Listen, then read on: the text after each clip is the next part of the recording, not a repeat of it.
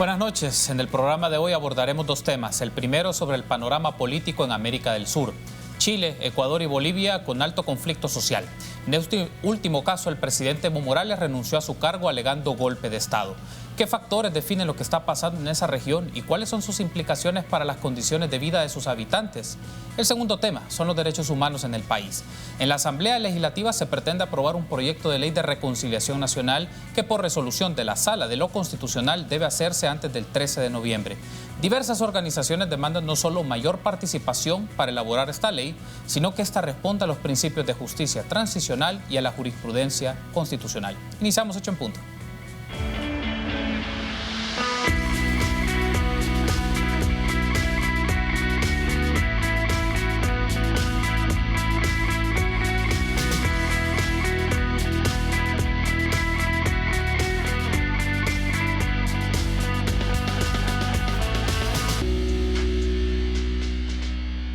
Muy buenas noches, qué gusto que nos acompañe en una nueva emisión de 8 en Punto. Les saluda Carlos Monterrosa en esta ocasión, lunes 11 de noviembre. Como lo mencionamos recién algunos segundos atrás, vamos a hablar particularmente de la coyuntura política de América Latina, específicamente qué está pasando en Bolivia ante los acontecimientos que se suscitaron ayer en el transcurso de mediodía y de la tarde.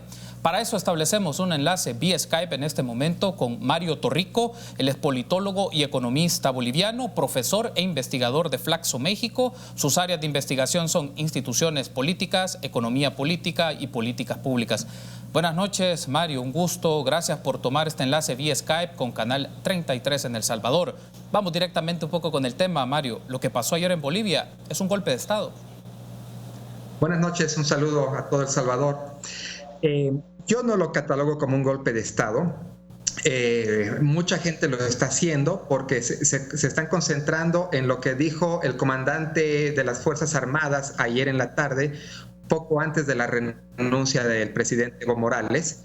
Sin embargo, concentrarnos en ese hecho invisibiliza las 3 semanas anteriores, las protestas y manifestaciones multitudinarias que se dieron las 3 semanas anteriores, a partir de que el domingo 20 de octubre se deja de reportar los resultados electorales por parte del Tribunal Electoral y la gente empieza a salir a las calles reclamando esta irregularidad, que ayer la OEA confirmó que fue un fraude.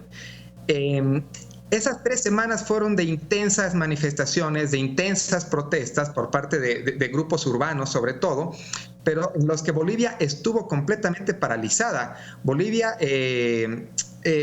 bloqueos en las calles, bloqueos en carreteras, y además hay que decir, con enfrentamientos también con grupos afines al gobierno, y las primeras semanas con una policía muy al lado del gobierno, reprimiendo a los grupos movilizados, a los grupos en protesta. Sin embargo, esta situación deriva o da un giro radical el sábado en la tarde-noche, cuando los policías se amotinan y señalan que ya no van a reprimir. Y el domingo en la mañana la OEA hace público su informe donde muestra contundentemente y con evidencia que hubo fraude electoral. Ahora, en esas condiciones, sí, el gobierno ya no podía sostenerse y el comandante de las Fuerzas Armadas sale a sugerir una recomendación, pero en un contexto en el que ya había un desgaste de 3 semanas, ¿no? Hay un asunto que ha mencionado, Mario, muy relevante. Este hecho que la figura de las Fuerzas Armadas recomendaran o sugirieran al presidente renunciar, ¿se podía entender que las Fuerzas Armadas y esta expresión del manejo del uso de la fuerza estaban dejando de lado al presidente Morales? Pues sí, en realidad las Fuerzas Armadas lo que dicen es que ya no van a, que no van a reprimir, eso es lo primero que dicen. Y claramente, en una situación tan delicada para cualquier gobierno, el quedarse sin su brazo, sin su sostén de fuerza, pues en automático implica la caída del gobierno, ¿no? Pero yo repito, centrarnos en la declaración del comandante de las Fuerzas Armadas es minimizar las 3 semanas anteriores de profundas manifestaciones y protesta popular, no solamente de sectores de altos recursos, esto es importante, también de sectores indígenas, sectores campesinos, sectores de clases bajas de las ciudades estaban protestando y siguen protestando. En este momento Bolivia sigue convulsionada y sigue con enfrentamientos con grupos afines al presidente, al todavía presidente Evo Morales, porque hay que decir que su denuncia todavía no ha sido considerada en la Asamblea Legislativa. Ahora, otro aspecto, Mario, en este momento podríamos decir que hay acefalía en la gestión del gobierno boliviano. ¿Quién asume el poder o quién maneja el poder político desde el Ejecutivo en Bolivia? Bueno, claramente llevamos más de 24 horas con un vacío de poder y seguramente llegaremos a las 48 horas, porque no solo renunció el presidente, renunció el vicepresidente, renunció la presidenta del Senado, el presidente de diputados, renunciaron varios gobernadores, y es por eso que en este momento y desde anoche varias ciudades de Bolivia son tierras sin ley, en la situación en la que muchos grupos delincuenciales han hecho de las suyas y han quemado casas de opositores y casas también de oficialistas, hay que decir. O sea, es decir, esta situación de polarización no terminó con la denuncia de Evo Morales y ahora que está volando hacia México, sino que continúa en este momento. Yo espero que en el día de mañana se pueda reunir la Asamblea Legislativa, pueda tratar la renuncia del presidente y nombrar a una sucesora para que se llame elecciones de inmediato. Ahora, Mario, otro aspecto es, usted comparte la tesis que se ha manejado de diferentes analistas que ven los procesos políticos en América Latina, que los grupos más reaccionarios o conservadores de la sociedad boliviana son los promotores de estas protestas. No. Mira, las protestas sin duda alguna, en las protestas había sectores conservadores y había sectores de altos ingresos de las ciudades. Eso no se puede negar, pero las protestas eran heterogéneas, multitudinarias, con sectores indígenas, con sectores cocaleros, sobre todo cocaleros de La Paz, con sectores de clases bajas, urbanas, con estudiantes. Eran manifestaciones multitudinarias. O sea, es falsa esta dicotomía de que eran clases acomodadas, blancos, oponiéndose a un presidente indígena o a un gobierno indígena. Hace mucho tiempo que el gobierno de Evo Morales dejó de ser indígena porque abandonó la agenda indigenista. Basta ver la composición de su último gabinete, donde no había ni un solo indígena y donde solo había 2 mujeres con carteras de muy poca importancia. Evo Morales ha sido un presidente muy importante, que ha reducido la pobreza, que puso sobre la mesa el tema de la discriminación indígena, pero que en los últimos años, en aras de mantenerse en el poder, abandonó buena parte de su agenda progresista y nos dejó en una situación de polarización total y de enfrentamiento entre bolivianos. Otro aspecto aquí, Mario, ¿cuáles son los riesgos sociales y económicos que enfrenta Bolivia ante estas circunstancias, no solamente políticas, también porque hay otros temas de recursos naturales, pero también temas de condiciones económicas? ¿Qué se puede ver como escenarios socioeconómicos? Mira, la economía boliviana ha sido muy exitosa en los últimos 15 años. Ha crecido, es de las que más ha crecido en América Latina, por eso ha bajado también la pobreza y la pobreza extrema de forma brutal, como nunca antes había bajado en la historia boliviana. Y a la fecha la economía sigue siendo estable. Sin embargo, estas 3 semanas de conflicto claramente han tenido que afectar la economía. Y en este momento no sabemos qué autoridades se va a nombrar en el ambiente económico, por ejemplo. Bolivia ha tenido los últimos 12 años un tipo de cambio fijo prácticamente, que ha sido sostenido gracias a reservas internacionales, pero estas reservas internacionales están a la baja desde hace 3 años y eventualmente lo más probable es que tengan que mover el tipo de cambio fijo. Entonces, si bien la situación económica boliviana es estable, en el mediano plazo se ven algunas amenazas que el nuevo gobierno tendrá que afrontar. Por eso es tan importante la convocatoria inmediata a elecciones. Muy bien, Mario, cerraría entonces con este elemento. Desde su lectura, Luis Camacho o Carlos Mesa tienen nivel de legitimidad política como promotores de la oposición, o podríamos decir que es más un aspecto de algunos comités cívicos y otros sectores que usted mencionó en su primera intervención, pero estos dos personajes de la política boliviana tienen legitimidad en este momento y en este contexto.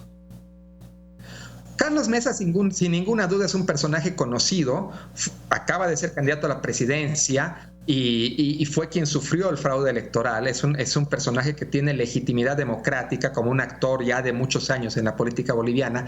Camacho no, Camacho es un personaje completamente nuevo que emerge en este proceso de conflicto con una agenda radical, hay que decirlo, y que esa agenda no necesariamente nos va a llevar por un camino democrático. Por eso es importante que haya unas nuevas elecciones en las que salga presidente cualquier candidato, pero que tenga legitimidad. Es decir, la legitimidad política del nuevo gobierno se tiene que ganar en las urnas. Y no en estos movimientos en las calles que ha habido en estos días, que si bien han sido importantes porque se expresó la protesta contra el fraude, el nuevo gobierno tiene que ganarse su legitimidad por los votos. Muy bien, Mario. Un último aspecto. ¿Qué está pasando en América Latina? Desde la lectura de los politólogos, politólogas, ¿qué está pasando? Vemos Ecuador, vemos Chile y Bolivia. ¿Hay algunos elementos para entender lo que ocurre en este momento en Sudamérica? Mira, lo de Bolivia yo siento que es un proceso aparte que tiene que ver con un presidente que intentó prorrogarse en el poder por mucho más tiempo de lo que la Constitución le permitía.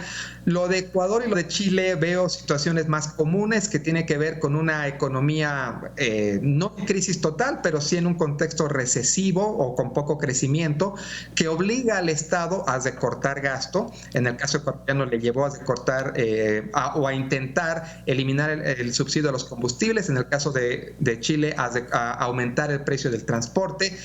Ambos casos tienen que ver con la economía y las de Acción Popular tiene que ver con la gente en un contexto económico difícil, pero además las insatisfacciones democráticas que todavía prevalecen en América Latina.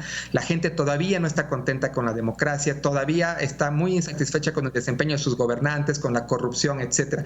Estas situaciones saltan cuando se toman decisiones de este tipo en los gobiernos. América Latina en estos momentos tiene un contexto tiene el desafío de mejorar su democracia y de pacificar sus procesos. Muchas gracias, Mario. Ha sido muy amable por establecer este vínculo vía Skype con nosotros. Programa 8 en punto, Canal 33 en El Salvador. Muy amable y le vamos a seguir llevando la pista a lo que ocurre en Bolivia y en América Latina. Gracias, Mario. Muy gentil. Claro que sí. Muchas gracias a ustedes. Saludos. Muy amable. Buenas noches. Estuvo entonces con nosotros Mario Torrico vía Skype, politólogo, economista boliviano, profesor e investigador de Flaxo México. Entre sus áreas de especialización, instituciones políticas, economía política y políticas públicas. Pausa. Regresamos.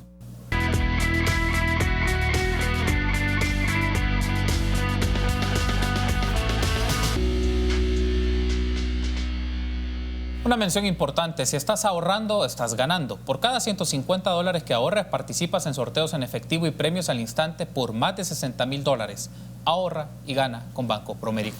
Continuamos en su espacio, entonces, 8 en punto, lunes 11 de noviembre. Hablamos un poco de la coyuntura política a nivel internacional. Tuvimos un enlace hace unos instantes vía Skype con el politólogo Mario Torrico, donde nos dio su lectura de lo que está ocurriendo en Bolivia y una perspectiva politológica, de una lectura de las instituciones, pero también las implicaciones que esto tiene para dicha sociedad, también un poco lo que está ocurriendo en América Latina. En el set es un gusto para mí recibir a José María Tojeira, director del IDUCA. Buenas noches, padre Tojeira, qué gusto que esté con nosotros. Buenas noches, Carlos, encantado de estar por acá. Bueno, de entrada, ¿qué está pasando en América del Sur? Vemos Ecuador, Chile, Bolivia, con condiciones de conflicto social e inestabilidad política. ¿Qué pasa en América del Sur? Bueno, yo creo que en Chile siempre ha mantenido una desigualdad muy fuerte. Ha sido uno de los países de América Latina con mayor desigualdad, a pesar del desarrollo económico. La desigualdad lleva a un momento de desesperación de la gente cuando se encarece la vida, cuando se le ponen nuevos impuestos o se le sube el transporte, que es una manera de poner un impuesto también.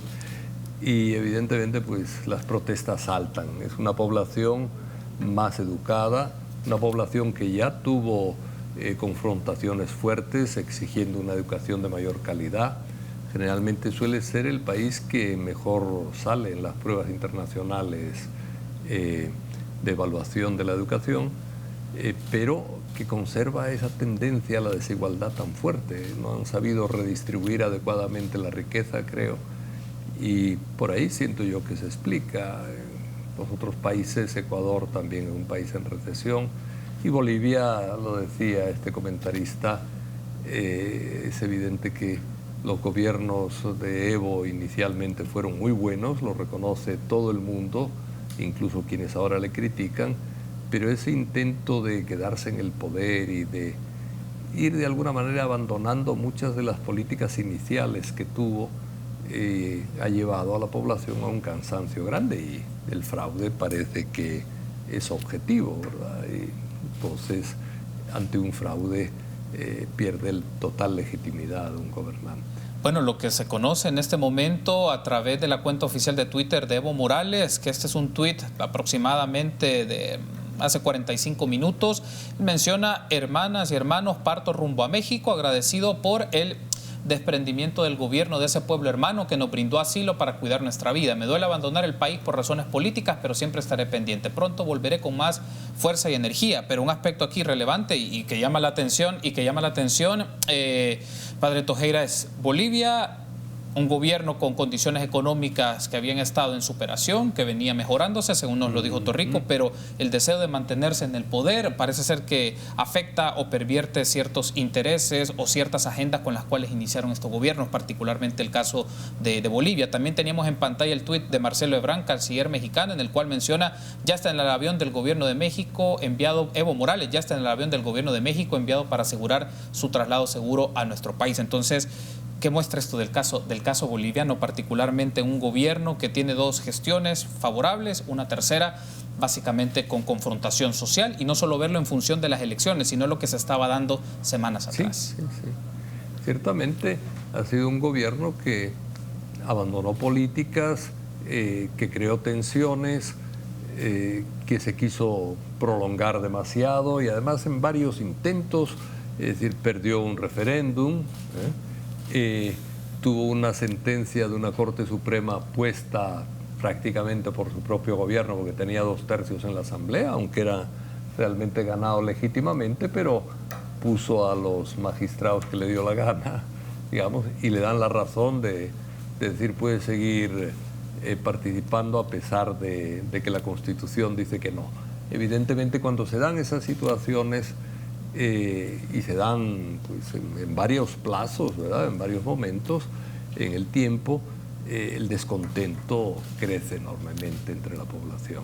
Si ampliamos un poco la mirada, Padre Tojeira, y entendiendo un poco América Latina, América del Sur y esta región andina también, con las circunstancias que se encuentra, el descontento social, ¿podríamos interpretarlo como una forma de mostrar o de reflejar que la gente está inconforme con la manera en cómo se ha venido gestionando la economía, o un modelo de cómo se ha gestionado la economía ha fracasado? Pues mira, yo creo que sí. Es decir, la economía, aunque como comentaba el politólogo, en Bolivia una superación de la pobreza bastante grande. También aquí solemos decir que la pobreza bajó del 60% de la población en los años 80, digamos, o finales de los 70, 80, al 30%. Pero eso no es razón suficiente para decir que la gente va a quedar contenta, porque mucha de la gente que sale de la pobreza, llamémosle así técnicamente, en las mediciones oficiales, pero se queda en una situación de vulnerabilidad muy grande. Y la gente que vive en vulnerabilidad, que una enfermedad, que un accidente, que la pérdida del trabajo los puede volver a la pobreza, es gente que se desespera muy rápidamente ante la inseguridad que tiene.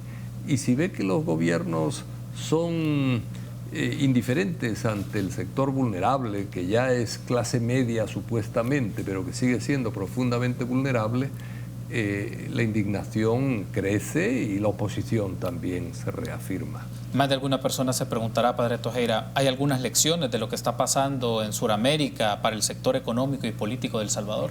Pues mira, yo creo que sí, porque en los informes del Programa de las Naciones Unidas para el Desarrollo, sí, calculan más o menos un 30 y poco % en pobreza y un 47% en vulnerabilidad. Es decir, que un 80% de la población o son pobres o están en situación vulnerable.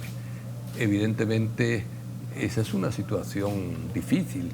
Yo creo que en el caso de Nayib Bukele, su victoria electoral se debe precisamente al sector vulnerable, que es el sector que está más harto de permanecer en la vulnerabilidad.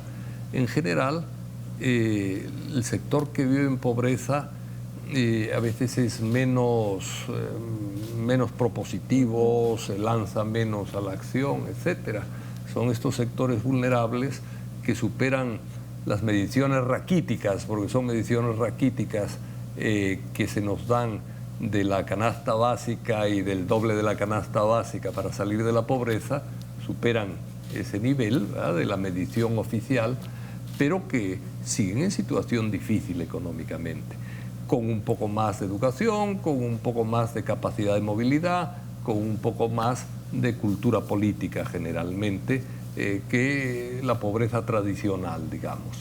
Entonces, a esta gente no se la puede desesperar, y yo creo que los dos partidos, Arena y el FMLN, agotaron a este sector, que es casi el 50% de la población. Tenemos que hacer una pausa, Padre Tojera, pero al regresar hablemos también de otros temas vinculados a la agenda de nuestro país, sobre todo la agenda de derechos humanos y el proyecto de ley de reconciliación que se está discutiendo en la Asamblea Legislativa en este momento. Justo esta tarde ha tenido reunión la Comisión Política del Parlamento salvadoreño. Regresamos.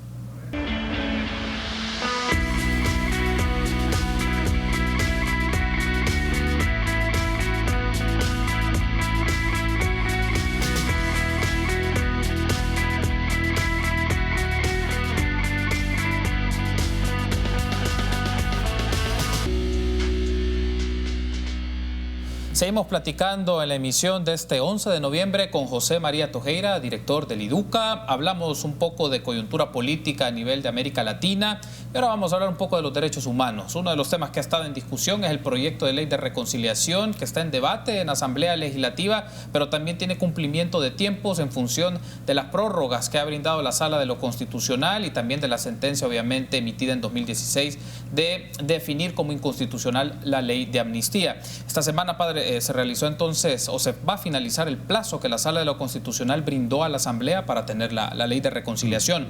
¿Cómo calificaría usted el trabajo de la Comisión ad hoc y la subcomisión sobre este tema? Bueno, todo el proceso ha sido relativamente desastroso, digamos, si lo vemos en el tiempo y en el conjunto, aunque hay que reconocer que ha habido algunos avances en los últimos días, vamos a decirlo así, ¿verdad? Algunos avances, por ejemplo, la penalidad se ha tocado al fin, algunos otros aspectos también se han ido aproximando a lo que las víctimas y los grupos solidarios con las víctimas pedían. En ese sentido, puede uno pensar que ha habido un cambio de actitud en, por lo menos, algunos diputados de la Asamblea, más abiertos a lo que es una ley de justicia transicional con parámetros internacionales, más abierto, digo, ¿verdad? La verdad es que no han llegado todavía a un ideal, llamémosle así, ¿verdad? Ahora están hablando de prórroga. Mira, yo con la prórroga diría, si la van a usar bien para tener un diálogo más a fondo con el sector de las víctimas, con la gente que trabaja el tema de derechos humanos, etcétera, un diálogo más serio, yo diría que está bueno, ¿verdad? Si lo que van a hacer es querer retrasar con una prórroga una toma de decisiones, yo creo que no sería bueno para el país, porque es mantener una especie de, no sé, burla de la gente en definitiva, ¿verdad? Pero sí me siento relativamente optimista si tomaran la decisión de un buen diálogo y mostraran esta relativa apertura que han ido mostrando últimamente, ¿verdad? Bueno, vamos a pedir a producción si nos puede poner en pantalla una serie de tweets de la Asamblea Legislativa, me refiero de la cuenta oficial de la Asamblea Legislativa, en donde registra un poco lo ocurrido en el transcurso de este día, donde se abordó un poco este tema en la Comisión Política y que tiene que ver con el proyecto de ley de reconciliación. Si nos los pueden poner en pantalla, por favor, y nos permiten como llevar un poco la secuencia de lo último, o por lo menos lo que se ha discutido particularmente en el espacio legislativo. El presidente Mario Ponce de la Asamblea Legislativa, siendo coherentes con el planteamiento de la sala, se debe buscar la forma y el consenso posible. Este tema no puede pasar por la aritmética legislativa, sino que tiene que llevar los votos de los 84 diputados por ser de connotación e interés nacional. Luego de escuchar los planteamientos, creo que el consenso no se refleja en la comisión. El mensaje que debemos enviar es otro. Consideremos solicitar a la Sala de lo Constitucional una prórroga más para sacar una ley de consenso y unanimidad por respeto a víctimas y familiares. El último tuit de esta secuencia finaliza la Comisión Política y se acuerda dejar abierta la mesa legislativa para sesionar el miércoles en el transcurso de la plenaria y tomar una decisión sobre solicitar una nueva prórroga. Uno de los aspectos que se mencionaba es la prórroga, ya daba usted su posición sobre esto, padre Tojeira, pero también es el tema de las metodologías sobre las consultas con las organizaciones. ¿Cómo analiza o cómo evalúa este tipo de consultas que realizó la Asamblea Legislativa y estuvo moviéndose en diferentes departamentos? ¿Fueron suficientes, fueron insuficientes o básicamente fue algo porque se les demandó o hubo presión social para hacerlo? Claro. Primero redactaron un proyecto sin consulta. Cuando se quejaron las organizaciones y las propias víctimas de la falta de consulta, organizaron unas consultas. Pero mira, por ejemplo, a nosotros, para la consulta que hubo en San Vicente, recibimos la víspera una carta, la fecha era un tanto anterior, pero la carta nos llegó la víspera de la consulta en San Vicente, diciendo que mandáramos 2 víctimas, si conocíamos alguna del sector de San Vicente, a la reunión que iban a tener. Evidentemente, uno dice, bueno, estos que piensan que podemos llamar a la gente para el día siguiente. La de San Miguel nos mandaron también una invitación y llegó 2 días antes o 3 días antes. Evidentemente, en 3 días a gente que vive, por ejemplo, en el norte de San Miguel y en Morazán, que es la zona donde se quería consultar, ¿cómo te comunicas con ellos? Es decir, gente, muchas de las víctimas que no tienen correo electrónico, que tienen también su trabajo, sus necesidades, citarla para dentro de 3 días, ¿verdad? Es decir, no sé. Y luego además, simultáneamente, en algunas, por ejemplo, de San Miguel, invitaron también a los veteranos, ¿verdad? Invitar veteranos que son militares retirados, los veteranos, ¿verdad? O también hay guerrilleros retirados, ¿verdad? Es decir, pero invitar a esta gente que puede ser victimario para reunirse con las víctimas y discutir el tema de una ley es absurdo, ¿verdad? Es decir, a las víctimas, si se le va a reunir con posibles victimarios, hay que pedirles permiso. Y si las víctimas quieren, tal vez, ¿verdad? Se puede hablar, etcétera. Pero hacerlo de esta manera, yo creo que fue una insensatez absoluta de parte de la Asamblea. Como digo, viendo los tweets que acabas de poner, uno ve que están entrando un poco más en razón, diciendo no podemos hacer algo por una aritmética legislativa por respeto a las víctimas. Hay que ver y escuchar a las víctimas y entender lo que es la justicia transicional, que también les cuesta mucho. Estos de justicia transicional lo que les gustaría es pasar a toda velocidad sobre los problemas del pasado y repetir una especie del perdón y olvido que recomendaron hace tantos años, pero con algunas connotaciones jurídicas, etcétera, etcétera. Bueno, creo que ha habido avances, creo que la posición que se refleja en estos tweets no es negativa. Ojalá se dé un tiempo suficientemente amplio para tener una consulta y un estudio más serio y un debate más a fondo de los temas, y ojalá simultáneamente no sea una prórroga demasiado larga y un tirar a las calendas griegas, como decían antiguamente, no tirar al almanaque, al calendario del año que viene, y peor cuando dicen, no, entre 15 días y 5 meses. Es decir, bueno, ¿qué es eso? No, tiene que ser una prórroga suficiente. Uno piensa, un mes puede ser suficiente para debatir en serio el asunto, o 2 meses lo máximo, pero tirarlo casi para las elecciones próximas es un poco un absurdo, ¿verdad? Quiero aprovechar otro aspecto, padre Tojeira, porque recientes días el IDUCA pues hizo una carta abierta al Procurador para la Defensa de los Derechos Humanos, recién publicada, creo que fue el viernes. ¿Qué expectativas tiene usted del nuevo Procurador para la Defensa de los Derechos Humanos en este tema? Mire, esa carta veníamos pensándola desde hace tiempo, porque sí creemos que el Procurador debe pronunciarse sobre los problemas del país Y esa ley, la que había a los inicios, ciertamente exigía, en el momento que entró, que se pronunciara inmediatamente. Por una serie de razones se fue atrasando y no la publicamos al día siguiente de cuando entró en el puesto, ¿va? Que hubiera sido el ideal. Pero bueno, lo que espera uno del procurador es que esta problemática evidentemente la toque, como la problemática del agua también. Es decir, hay de nuevo una prórroga, diría yo, ¿verdad?, en el tema del agua, pero una prórroga muy indeseable. Saben que si sacan una ley como la que pretendían, van a perder votos. Y por eso lo han dejado para más adelante, ¿verdad? ¿Cuándo lo van a sacar? Eso sí, no lo sé. Pero el ideal es que hagan una ley decente en el tema del agua, ¿verdad? Es decir, y más en un país como el nuestro, en el que el agua es algo vital, es algo en lo que hay que invertir para que llegue a toda la ciudadanía, y es algo que debe ser administrado, al menos en la parte del uso del agua potable y del uso del agua para saneamiento en el hogar, debe ser administrada sin fines de lucro. Entonces, bueno, ojalá, pero sí, el procurador tiene que empezar a pronunciarse, no está ahí para esperar un caso que le venga por aquí, otro por allá. Entra en una situación delicada en el país.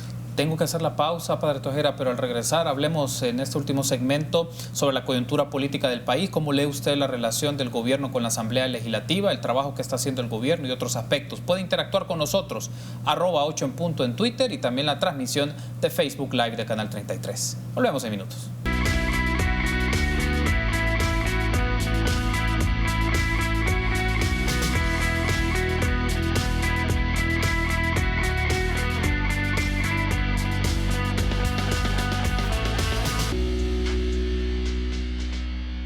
Último segmento de esta plática muy interesante que tenemos con José María Tojera, director del IDUCA. Hemos hablado de derechos humanos, cómo está en este momento la coyuntura vinculada al proyecto de ley de reconciliación en Asamblea Legislativa. Hemos hablado también de América Latina. Ahora me gustaría que aterricemos un poco en El Salvador, en materia de cómo está la situación política, Padre Tojera. ¿Usted cómo calificaría la relación entre el presidente Bukele y la Asamblea Legislativa? Bueno, está muy claro que no es muy armónica, pero en parte es normal, porque Bukele tuvo una victoria electoral muy fuerte, y la tuvo en contraposición contra los partidos tradicionales. Y al mismo tiempo, al no tener diputados propios, en realidad, ¿verdad?, porque triunfó con un partido prestado, digamos. Ahora ya tiene su propio partido, pero ningún diputado de su propio partido en la Asamblea. Entonces, él está haciendo un juego que es de presión, ¿verdad? Y de presión de tal manera que lo que está haciendo es pedir cosas y decir, si no me lo conceden, es porque ustedes son inútiles, o que son haraganes, o son como... no han cambiado para nada y siguen dañando al pueblo. Y la Asamblea, por un lado, se siente presionada porque ya se van acercando unas elecciones en el 2021, y por otro lado, pues también a veces se molestan, ¿verdad?, con las presiones de Nayib, ¿va? No me meto a calificar el tipo de presión que hace, pero que sí presiona, que en cierta parte tiene algo de lógica el presionar al no tener partido político y, bueno, al tener detrás un respaldo electoral grande, ¿verdad? Pero sí, las relaciones no son realmente armónicas. Ahora, yo lo que he hecho más de menos no es tanto... es decir, no me gustan las tensiones entre Asamblea y Ejecutivo, no creo que sean muy productivas para el bienestar del país, pero sí, yo creo que todavía el gobierno es un gobierno en construcción, ¿verdad? Es decir, no es un gobierno que uno pueda decir, bueno, aquí tiene un proyecto bien estructurado y que va avanzando, etcétera, sino que a veces da un salto, a veces empuja positivamente una cosa, a veces tienen frases que no son aceptables. A mí, por ejemplo, La que me escandalizó es decirle a los presos, si vuelven a subir los asesinatos, les quito la medicina para la tuberculosis. Eso es fatal, ¿verdad? Es decir, es algo que no tiene, bueno, no es justo, no es ético y no puede un presidente decir eso, ¿verdad? Es decir, porque permitir una plaga dentro de las cárceles, independientemente de cómo sea la gente o qué delitos haya cometido, pero permitir una epidemia dentro de cárceles de tuberculosis es peligroso para el país, es una injusticia con los presos que conservan derecho a la salud, y ciertamente, bueno, no lo ha hecho, ¿verdad? Pero la amenaza indica, espero yo que haya sido un lapsus, ¿verdad? Es decir, la calentura esta de hablar. Entonces, ha tenido otros actos positivos en el campo de derechos humanos de estos, pero uno ve que no hay como una estrategia a fondo. A mí, tal vez una de las cosas que me ha gustado en el campo de derechos humanos ha sido que al fin han detenido a una de las células más grandes de grupos de exterminio policiales existentes en el país. Nosotros veníamos denunciando eso desde hace varios años. No solo nosotros, hablo en general de las organizaciones de derechos humanos, también del IDUCA. Es decir, bueno, algunos pasos se habían dado con algunos policías, pero bueno, el que hayan capturado a un grupo grande, bueno, es un signo de que este tema de ejecuciones extrajudiciales se quiere frenar, ¿verdad? Ojalá sea así y se prosiga. Pero a mí me da la impresión que, como digo, al ser un gobierno en construcción, a veces hace una cosa buena, otras veces entra en una tensión con otro grupo. Es decir, ojalá se estabilice, ¿verdad? Yo creo que tal vez después de las elecciones ojalá antes, ¿verdad? Pero después de las elecciones del 21, de principios del 21, entraremos en un proceso un poco más estable, creo yo, del ejercicio gubernamental. Desde la lectura de José María Tojeira, ¿cuáles serían los indicios o las muestras que este gobierno se va diferenciando de Arena y el FMLN? Porque la mención ha sido que no vamos a gobernar como los mismos de siempre. Entonces, ¿qué marcaría esas diferencias o indicios que nos mostrarían que las cosas son distintas? Pero en algunos aspectos sí, yo creo que hay más eficacia y mayor rapidez para enfrentar algunos problemas, ¿verdad? Es decir, bien o mal, ¿verdad? Pero sí un poco de mayor rapidez y de eficiencia sí se empieza a ver, ¿verdad? Al ser un gobierno en construcción, como decía, pues también se ven los fallos, ¿verdad? Y a veces algunas contradicciones.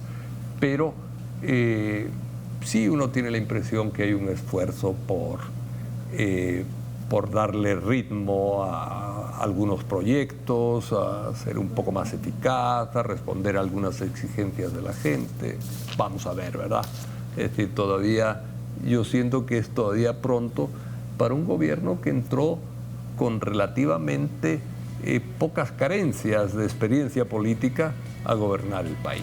Padre Tojeira, quiero darle las gracias por haberme acompañado en este espacio de entrevista, y la invitación está hecha para que sigamos haciendo análisis, lecturas de lo que pasa a nivel nacional, a nivel internacional, pero también el seguimiento a la agenda de derechos humanos, que es importante posicionarla ante la opinión pública. Gracias, Padre Tojeira, por estar con nosotros. Muchas gracias, Carlos. Ha sido un gusto. Seguimos ahí. Muy amable. Gracias a usted por haber estado con nosotros. Y a ustedes también, amigos, ha sido un gusto. Será hasta mañana, 8 en punto. Buenas noches.